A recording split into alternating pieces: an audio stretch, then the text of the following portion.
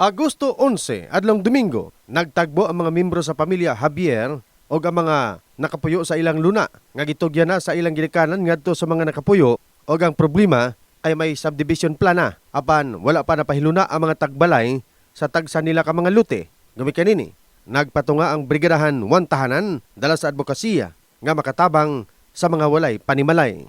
Isa sa mga advokasya sa Wantahanan is kaning social protection for all. Ug another advocacy is kaning socialized housing.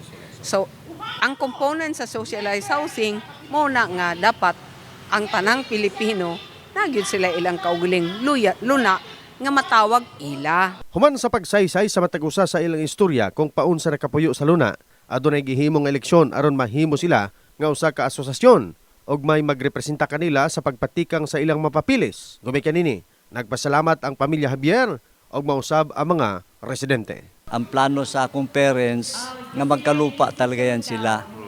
So kaya may mga titulo and then yun nag-agree between my parents, lalo na sa mother ko, ginadata-datahan na nila. Okay kaayo sir kay sa dugay na gyud na namo gihulat nga kuha nami nami titulo.